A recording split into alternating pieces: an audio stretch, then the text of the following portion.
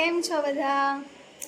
તો અત્યારે છે ને વાગી ગયા છે જો 9:30 થઈ ગયા છે અને અત્યારે છે ને મેં આજે વ્લોગની શરૂઆત કરી છે. તો અત્યારે મારે બનાવવાના છે ડ્રાયફ્રૂટના લાડવા. તો ચાલો હું તમને બતાવું ડ્રાયફ્રૂટના લાડવાની રેસીપી. તો લાડવા બનાવવા માટે મેં લઈ લીધી છે બદામ, કાજુ, અખરોટ, પિસ્તા, પમ્પકિન સીડ, ખજૂર અને અંજીર, ટોપરું ને બદામ.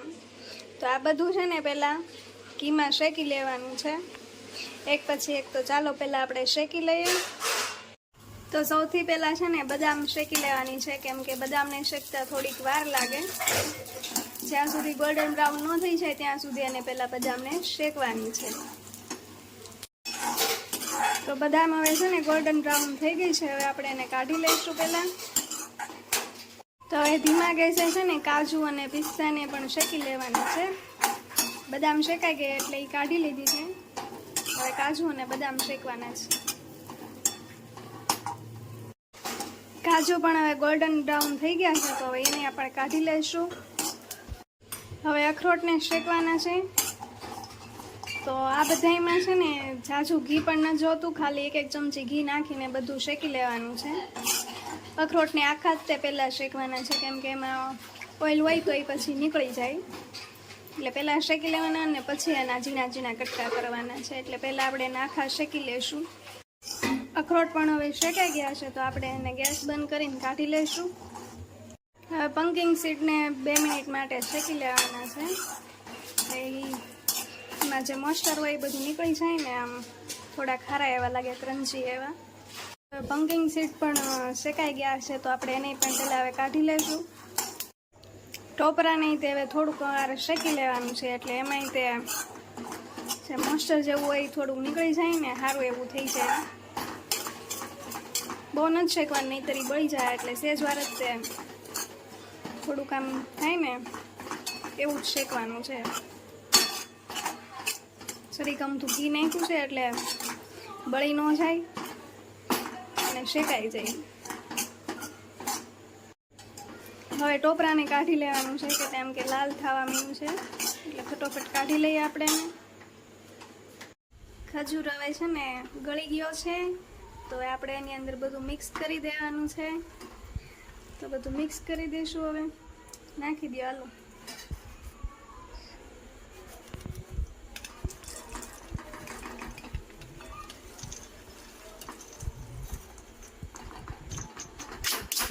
તો એ બધું છે ને મિક્સ કરી દેવાનું છે. તો ચાલો મિક્સ કરી દઈએ બધું. તગારું છે ને નાનું પડવા માંડ્યું, તો બીજા તગારામાં ફેરવવું પડ્યું. મારાથી મિક્સ નહોતું થતું, તો પપ્પા મિક્સ કરી દેશે. હવે પપ્પા કે લાઈવ હું મિક્સ કરી દઉં.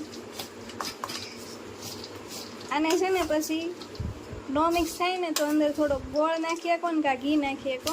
પછી તમે આને હાથેથી ચોળો ને એટલે મિક્સ થઈ જશે. પણ થોડુંક ગરમ છે ને એટલે હાથ નથી નખાતું. પછી થોડુંક ઠરે ને એટલે તમે આમ હાથેથી ચોળો ને એટલે બધું મિક્સ થઈ જાય એવું છે. મારાથી પપ્પાથી નહોતું ને, મમ્મી આવી છે. જો આને છે ને ડો બે મિક્સ થાય ને તો એવી રીતે હાથેથી કરવું પડે. જો હું તમને તો ફાઇનલી હવે લાડવા બની ગયા છે. માઇન્ડ કરીને આખું ઘર લાગ્યું ત્યારે માઇન્ડ માંડવા બન્યા છે. માંડવાની લાડવા થોડીક વાર લાગી પણ બની ગયા. તો છે ને આ લાડવા છે ને મેં પહેલી વાર જ બનાવ્યા હતા, યુટ્યુબમાં જોઈ જાય. હું શીખતી હતી, તો હું શીખી એમાંથી મને ખબર પડી કે થોડીક ભૂલ પડી ગઈ હતી મારે.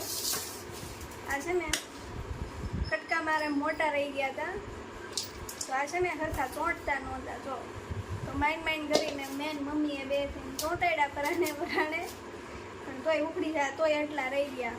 તો તમે ટ્રાય કરો, બનાવો. તો થોડોક ભૂકો છે ને નાનો એવો રાખજો, ઝીણો એટલે સરખું મિક્સ થઈ જાય. મેં પહેલી વાર બનાવ્યા હતા એટલે મારે થોડી ભૂલ થઈ. હવે બીજી વાર સારા બન્યા હશે તો ટેસ્ટ કરીને બીજી વાર બનાવશું. અમારે છે ને ડ્રાયફ્રૂટ કેદુના પડ્યા હતા, ખવાતા નહોતા. થોડાક અમથા ખવાણા હતા, પછી કેદુના પડ્યા હતા, એટલે મારે આને ખવાઈ જાય એ હાટું છે ને લાડવા બનાવી નાખું તો ખવાઈ જાય, એટલે લાડવા બનાવવાના હતા. એટલે જે થોડું ઝાઝું થોડું જે બધું પડ્યું હતું ને એ મેં મિક્સ કરી દીધું. મેં કાંઈ આમાં કાંઈ માપ રાખ્યું નહોતું, બધું મિક્સ કરીને બનાવવાના હતા. તો તમને બ્લોગ કેવો લાગ્યો એ કહેજો, અને ગમ્યો હોય તો લાઈક શેર ને સબસ્ક્રાઈબ કરી દેજો. અને તમને કાંઈ બીજી ભૂલ દેખાણી હોય તો એ કહેજો, તમે બનાવતા હોય તો કાંઈ તમને નવી કાંઈ ટિપ્સ હોય તો એ પણ કહેજો.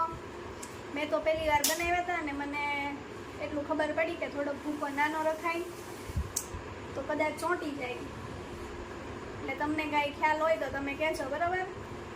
તો ચાલો આજનો વ્લોગ અહીંયા પૂરો કરી દઈએ. ફરી મળીશું નવા વ્લોગમાં. ત્યાં સુધી જય જગન્નાથ, હરે કૃષ્ણ.